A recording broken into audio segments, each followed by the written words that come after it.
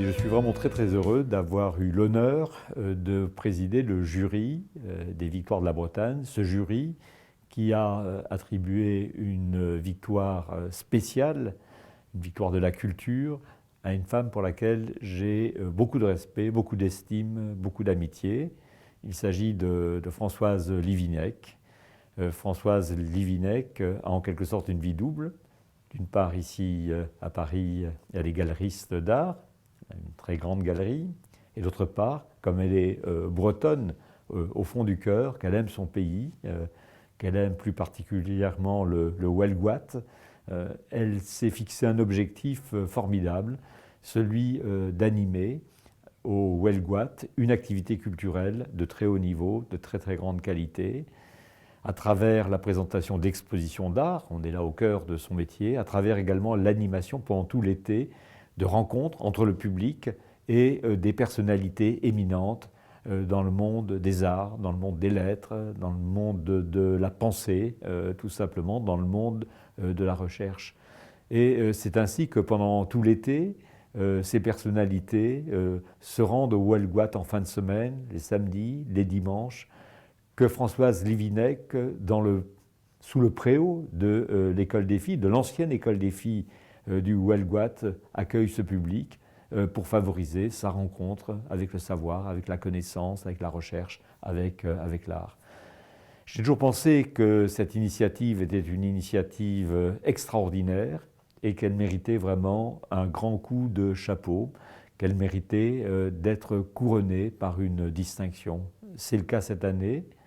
C'est donc une grande Bretonne, c'est une femme d'une qualité exceptionnelle, c'est une femme qui s'est mise à la disposition de l'art et de la culture, qui est distinguée par les victoires de la Bretagne. J'en suis très heureux, et même heureux à plusieurs titres. J'en suis heureux comme Finistérien, comme habitant de l'agglomération de Morlaix,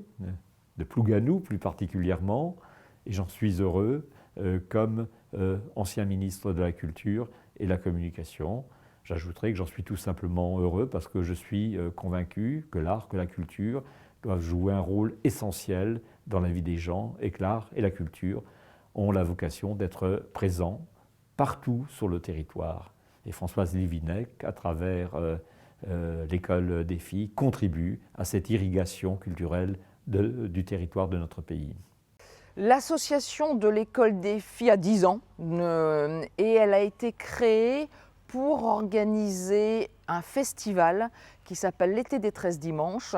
et qui réunit en Centre-Bretagne, dans cette cour communale que vous découvrez de l'école des filles, des auteurs, des artistes, des scientifiques, des philosophes qui viennent parler de leur processus de création et qui viennent interroger les grandes questions du monde et la complexité du monde contemporain. L'école des filles devait rester fermée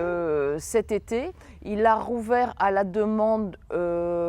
d'habitants du Huelgoat qui sont venus me voir en me disant qu'ils ne pouvaient plus vivre sans voir des expositions, sans voir des tableaux. Grâce aux habitants du Huelgoat qui sont venus comme bénévoles, nous avons réussi à rouvrir et nous sommes l'un des seuls lieux de France à avoir maintenu une programmation événementielle pendant l'été.